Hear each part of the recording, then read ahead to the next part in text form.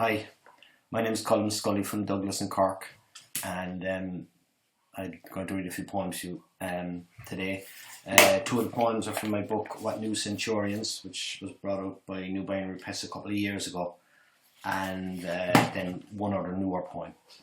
I'd like to thank Paul Kestel for inviting me to read today, and the people at Speakeasy sessions in Skibbereen. And I hope you enjoy the poetry. So I'll start off with a poem called In a May Garden, which is about my father, who died 23 years ago, but it's also about myself.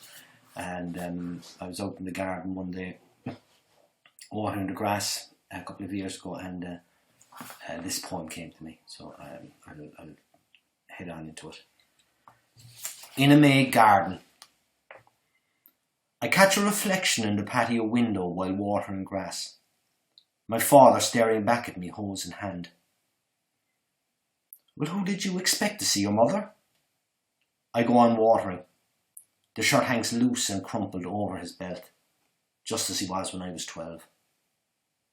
His baby face looks up at me and takes me in. I smile and he smiles back. You're not as trim as I thought you'd be, and almost as bald as me.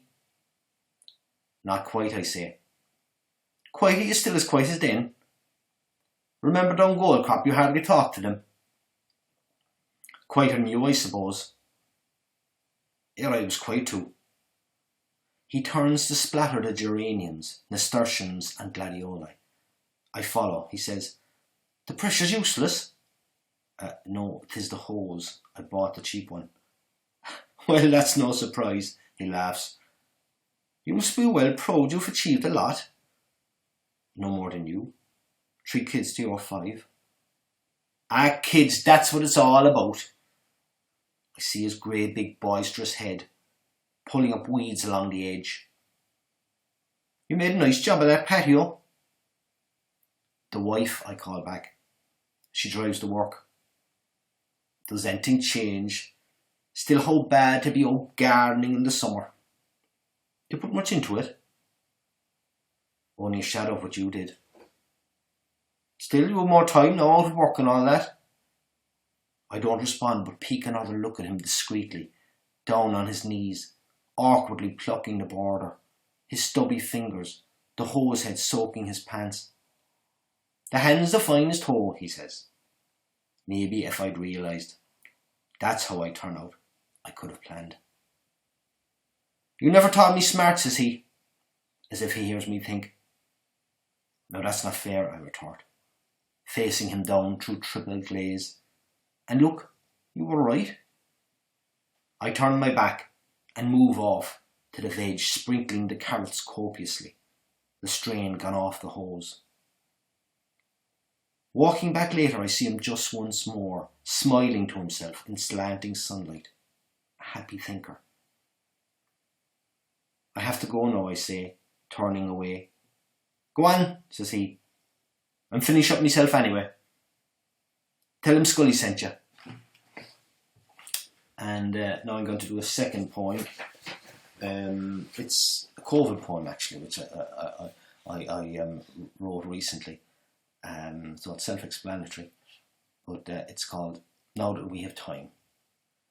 And it's first day of second lockdown, 22nd of October 2020. Even in the sky the patterns are missing. No sharp white stripes slow fading into blue, like 2 strings of wool unravelling. Only a lonely training plane circles above. Its waspish hum cuts the silence. I imagine it's taking photos, mapping the pandemic, heat tracing the virus. Down here in the bleak estate, the road's windows reveal little. Black patches cast opaque by the sun's glare. Shadows pass at kitchen sinks. Jumpered arms pull at blinds. I step back into my cell. We're all inside. 5 of us cast the 4 corners. 3 girls in 3 bedrooms, spying the world through their phones.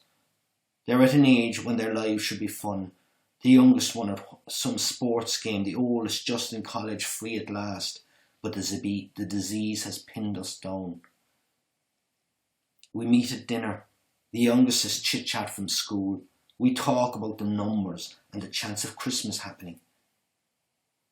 Already Patrick's Day and Halloween have fallen, but the time we yearn for is now abundant.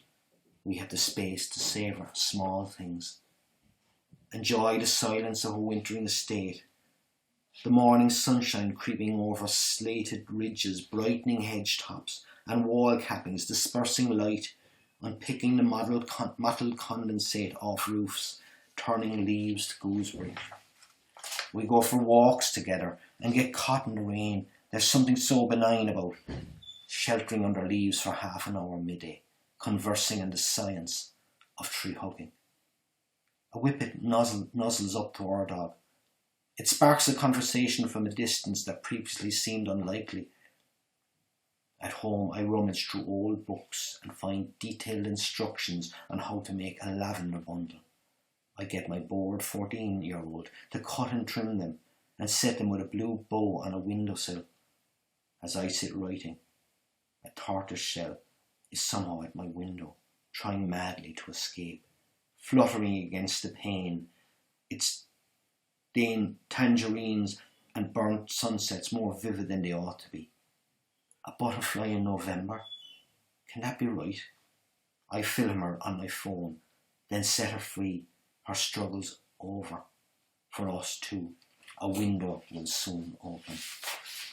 And I'm going to finish on a poem called Yesterday's Wardrobe, which I wrote recently. And you can also see a video poem of this, or poetry film of this, at Colm Scully Vimeo. And I make poetry films, so if you'd like to see some more of my poetry films, you can put that into your browser and you'll find them. And it's in the bio. I'll have it in the bio here as well. It's called Yesterday's Wardrobe. When I was young, I had a pair of tan suede brogues I thought were the bee's knees, and a grandfather shirt I bought in a factory sale. I had a denim jacket that I wore winter and summer, and blonde curly hair, and I go walking by the riverbank taking photos of the trees.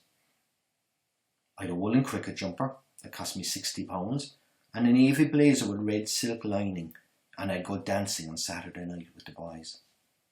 Shirting her out, I asked John T, before the slow set started, as I scanned the floor, then put my bottle down and asked you out. The blazer's gone, and tan suede shoes. The curly hair and camera too. The woolen cricket jumper was never worn, but you're still here, and the grandfather shirt's still hanging in our wardrobe. My mother told me, never throw away your luck. So I'd like to thank Paul again and Speakeasy Sessions, and thanks for listening.